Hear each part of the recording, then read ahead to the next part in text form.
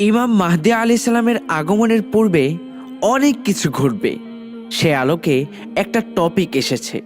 কয়েকদিন ইন্টারনেটে প্রচুর শেয়ার করা হচ্ছে, সেটা হলো তাবুকে বিরল তুষারপাত।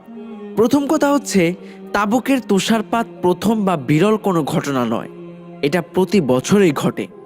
যেহেতু কেয়ামতের পূর্বে গুজব ও ফিতনা খুব বেশি ছড়িয়ে পড়ার ব্যাপারে বলা হয়েছে, তাই এটাও এমন মিথ্যার মাধ্যমে ছড়িয়েছে। রাসূলুল্লাহ সাল্লাল্লাহু আলাইহি সাল্লাম বলেন, সব শোনা কথা প্রচার ব্যক্তির মিথ্যাবাদী হওয়ার জন্য যথেষ্ট। সুনানে আবু দাউদ, হাদিস 4992। যা সম্পর্কে আপনি জানেন না সেটা ভেরিফাই না করে শেয়ার করবেন না। মনে রাখবেন, হাদিসের ভুল ব্যাখ্যা মানে মিথ্যার প্রচার, যা আপনাকে জাহান্নামে নিয়ে যাবে। অনুরূপভাবে মিথ্যা হাদিস প্রচারকারীও জাহান্নামী।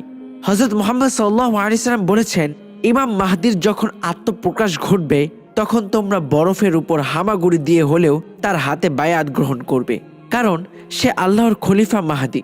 ইবনে মাজাহ 4084। হাদিস ঠিকই আছে, কিন্তু সেটাকে জোড়াতালি দিয়ে প্রচার করা হয়েছে। প্রথমত, তাবুকের তুষারপাত বিরল কোনো দৃশ্য নয়, প্রতি বছরে এটা ঘটে, যা গুগলে সার্চ করলে পেয়ে যাবেন। স্বাভাবিক যে জাজিরাতুল আরব গরম জায়গা, তার মানে এই নয় তার প্রতিটা স্থান গরম হবে। গুগলের তথ্য মতে রিয়াদ থেকে তাবুকের অবস্থান 300 মাইল উত্তরে, যা জর্ডানের কাছাকাছি, যেখানে ওই অঞ্চলেও তুষারপাত হয়।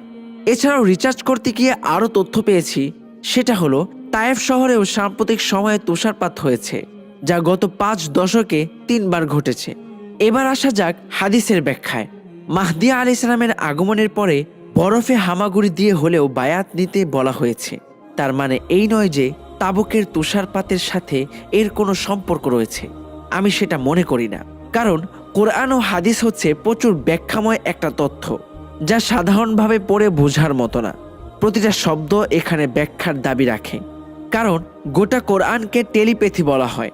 একই শব্দের বহু অর্থ হয়ে যায়, শুধু ব্যবহারের জায়গা অনুসারে, এবং জ্ঞানী ছাড়া কেউই এর রহস্য ভেদ করতে সক্ষম নয়। আরেকটা হাদিসে বলা রয়েছে, কিয়ামতের পূর্বে 70টা আলামত দেখা যাবে।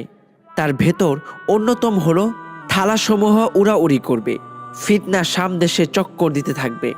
থালাসমূহ উড়াউড়ি করবে? জীবনে কোনো প্লেট বা থালাকে উড়তে দেখেছেন? জি, এটাও সত্য।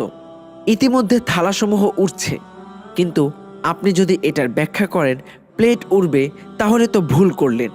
একইভাবে বরফের উপর দিয়ে হামাগুড়ি দেওয়ার কথা শুনে যদি তাবুকের রহস্যময় বিরল তুষারপাতকে টেনে আনেন, তাহলে তো আরেকটা লজিক দাঁড় করাতে চাই। মানুষের পা থাকতে সে হামাগুড়ি দিবে কেন? আমাকে উত্তর দিতে পারবেন? পারবেন না, কারণ আপনার এই বিষয়ে জ্ঞান নাই। এখনকার সময়ে গুগলে কোনো তথ্য খুঁজতে গেলে ভুল ব্যাখ্যার হাদিস পাবেন গ্যারান্টি। কারণ ইতিমধ্যে ইসলামী স্কলাররা নিষেধ করেছেন, তারা সরাসরি পুস্তকের সাহায্য নিতে বলেছেন। তাই ভুল ব্যাখ্যায় যেতে না চাইলে হাদিস গ্রন্থ কিনে বাসায় রাখুন। 4-5টা কিতাবের দাম 2 থেকে 3 হাজার টাকার বেশি নয়। নীল খেতে কেজি দরে পুরাতন কিতাবও কিনতে পারবেন। আপনি টাকা দিয়ে জান্নাত কিনতে পারবেন না, কিন্তু অলসতা করলে জাহান্নাম ফ্রিতে নিতে পারবেন। আপনার মূর্খতাই আপনাকে সেদিকে টেনে নিবে। আপনার নিরুবুদ্ধিতাকে পুঁজি করে যুদ্ধ করে যাচ্ছে ভিলেনের দল। তারা বোকা নয়, তারা স্মার্ট, এবং এত বেশি স্মার্ট যে তাকে হঠাৎই ঈসা আলাইহিস সালামের আগমন হবে। এবার জানা যাক বরফে হামাগুড়ি দেওয়ার কথা কেন বলা হয়েছে। ইমাম মাহদী আসার পূর্বেই মহামারী মালহামা সংঘটিত হবে এবং প্রযুক্তি ধ্বংস হবে। গাড়ি থাকবে না, প্লেন থাকবে না, ঢাকা থেকে কক্সবাজার যেতে হবে হেঁটে হেঁটে, এবং আপনি বাংলাদেশ থেকে আরবে যাবেন কিভাবে? সেটাও হেঁটে। অবশ্যই সেটা খুব সহজ হবে না। রাস্তায় রাস্তায় বাধার সম্মুখীন হবেন, কারণ মুসলমানেরা বায়াত নিয়ে রোমের সাথে যুদ্ধের প্রস্তুতি নেবে। তাদের দোসররা কি আঙ্গুল চষবে? আপনাকে বাধা দিবে, রাস্তায় হত্যা করা হবে, আপনাকে জীবন নিয়ে পালিয়ে চুপিসারে সেখানে উপস্থিত হতে হবে। আর বরফের উপর দিয়ে হাঁটা খুবই কষ্টকর। চেষ্টা করে দেখবেন মাছের বাজারে গিয়ে, সেখানে অনেক বরফ পড়ে থাকে, পা দিয়ে দেখবেন। সুতরাং সেই দিনটা এত বেশি ভয়ঙ্কর হবে যে এটাকে বরফের উপর দিয়ে হামাগুড়ি দেওয়ার সাথে তুলনা করেছে। আর আপনারা পড়ে আছেন তাবুকের তুষারপাত নিয়ে। প্রিয় দর্শক, এই ছিল আমাদের আজকের ভিডিও। যদি ভিডিওটি ভালো লেগে থাকে তাহলে একটি লাইক করবেন, একটি কমেন্ট করে জানাবেন কেমন হয়েছে, আর আপনার বন্ধুদের মাঝে ভিডিওটি শেয়ার করে দিবেন এবং অবশ্যই চ্যানেলটি সাবস্ক্রাইব করবেন। চলে যাচ্ছি পরবর্তী ভিডিওতে, আবার দেখা হবে। আল্লাহ হাফিজ।